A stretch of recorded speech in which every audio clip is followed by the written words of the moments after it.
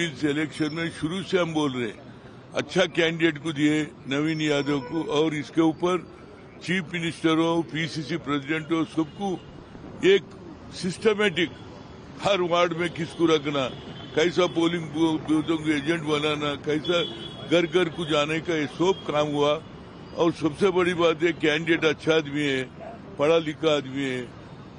इसी वजह से आपके जो सिंपैथी वोट के वास्ते ट्राई करे थे बीआरएस, मगर वो सिंपैथी का बात नहीं है या आने वाले दिनों में। और सीएम बोला भी वहाँ बराबर जब जुबली इलेक्शन जीतेंगे तो बराबर ड्रेनेज का वो, वाटर का वो, हर तकनीक कहीं बहुत तो पहले तो पी जनार्दन रेड्डी बहुत कुछ तरक्की करा, उसी तरीके से आज नवीन यादव तरक्की करेंगे बोल के हमको पता है। बराबर अभी लीड में है, अभी 2 राउंड में भी लीड है, पूरे राउंडों में लीड होगा। बराबर नवीन यादव जीतने का सभी लोग बोल रहे हैं, मेरा भी उम्मीद है वो जीतेगा।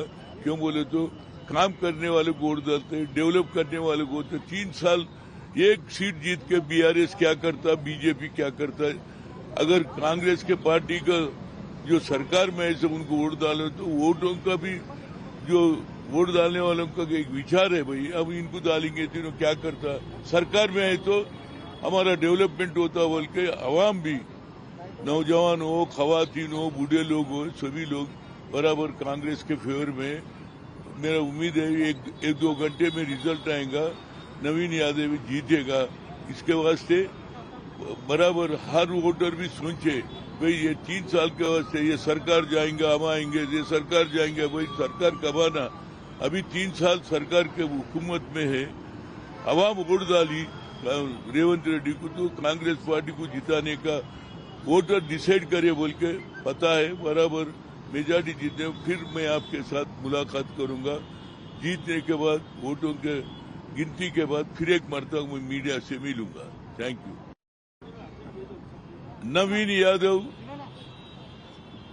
జూబ్లీ ఎలక్షన్స్ లో 2వ రౌండ్ లో కూడా ఆయన లీడ్ లో ఉన్నాడు. తప్పనిసరిగా ఓటర్లు కూడా డిసైడ్ చేసిరు. ఎన్నో చనిపోయిన ఆయన భార్యకి ఇస్తే సింపతి అన్నారు, తర్వాత ఏమన్నారు మేమే వస్తున్నాం, వచ్చేది మా ప్రభుత్వం అన్నది, మా కోటి ఏమంటే ప్రజలు ఏమనుకున్నారు 3 ఏళ్లు ఈ సర్కార్ ఉంటుంది, ప్రజలు రేవంత్ రెడ్డి సర్కార్ కు ప్రజలు ఓటేసి గెలిపించారు కాబట్టి 3 ఏళ్లలో డెవలప్మెంట్ జరగాలి, మా ప్రాంతం అభివృద్ధి చెందాలి, డ్రైనేజ్ కానీ, వాటర్ కానీ, అదేవిధంగా స్కూల్ కానీ డెవలప్మెంట్ జరగాలి అంటే రేవంత్ రెడ్డి గారు చేయగలుగుతారన్న ఉద్దేశంతో క్యాండిడేట్ కూడా మంచి వ్యక్తి, చదువుకున్న వ్యక్తి నవీన్ యాదవ్ అనే ఉద్దేశంలో అందరూ కూడా ఆయనకు మద్దతు ఇచ్చారు. దాని ప్రకారంగా సిస్టమేటిక్ ఏది బూత్ వైజు, డివిజన్ వైజు అన్ని కూడా మొదటి నుంచే వర్కౌట్ చేశారు.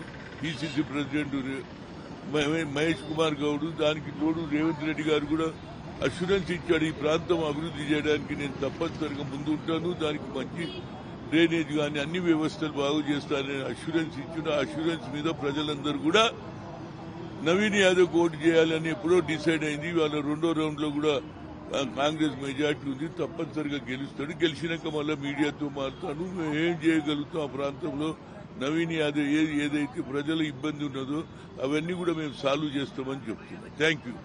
ఓడిపోతున్నామనే అసహనంతో పోలింగ్ ముగిసే సమయానికి పోయి మా కార్యాలయం మీదకి దాడికి వచ్చి ఒక ఆ వాయిస్ టోన్ చూస్తా సంగతి అనేటువంటి మాట చూస్తుంటే మాకు ఆశ్చర్యం అనిపించింది. పోలీసులు మా శాసనసభ్యులు మా నాయకులను అక్కడ ఉండొద్దని హెచ్చరిక చేసి మా వీళ్ళు కేసు పెట్టారు. బట్ వాళ్ళు ఒక 10 మంది పేర్లు, నిన్న అనేక మంది అవుటర్స్, ఈవెన్ పక్కన ఉండబడేటువంటి సికింద్రాబాద్ పార్లమెంటు కార్పొరేటర్స్, ఇతరత్ర చాలా మంది నాయకులు వాళ్ళు టీవీలలో వీడియోలకు బయటలు ఇచ్చినారు.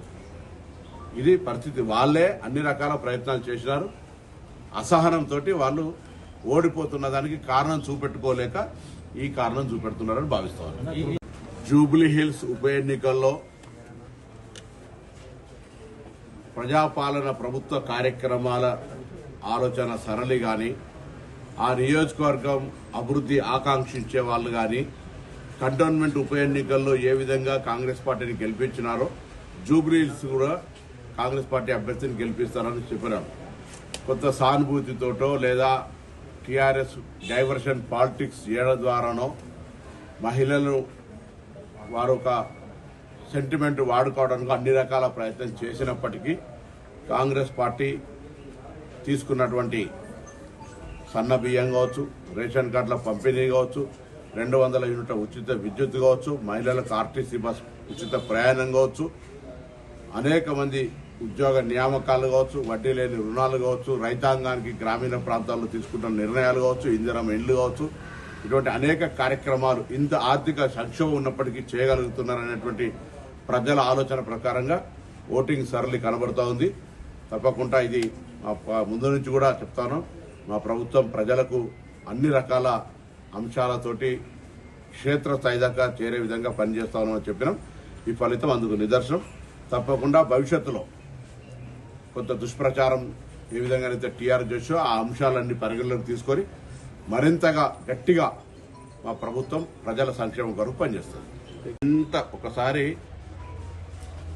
పోలింగ్ సరళి తెలిసినట్టయితే నియోజకవర్గం మొత్తంగా అట్లా ఒకటో వారా అటు ఇటు ఎక్కడన్నా ఉన్నా కూడా టోటల్ ఓవరాల్ గా కాంగ్రెస్ పార్టీకి మెజారిటీతో గెలుస్తాం.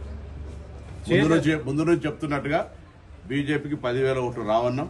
కిషన్ రెడ్డి అక్కడ ఎంపీ, కేంద్ర మంత్రి, టీఆర్ఎస్ తోటి కుమ్ముక్కండి అని చెప్పినాం.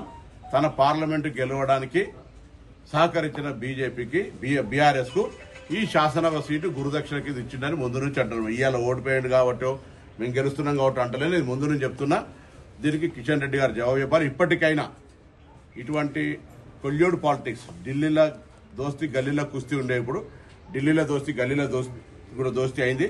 అయినా తెలంగాణ రాష్ట్ర ప్రయోజనాల కొరకు మీరు తెలంగాణ ప్రభుత్వానికి సహకరిస్తే మంచిది, లేకపోతే తెలంగాణ ప్రజలు మీ ఆఫీసు తాళం వేసే రోజు వస్తుంది.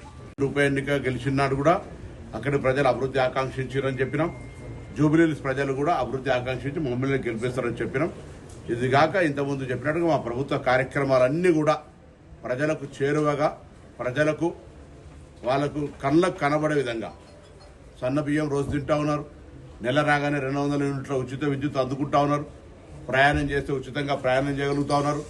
10 సంవత్సరాలుగా అయ్యో మా రేషన్ కార్డు అని ఏడిస్తే కూడా రాని రేషన్ కార్డును పొందినారు. ఇవన్నీ కూడా సంతోషకరమైనటువంటి గ్రామీణ ప్రాంతాల్లో ఇందిరమ్మ ఇండ్లు.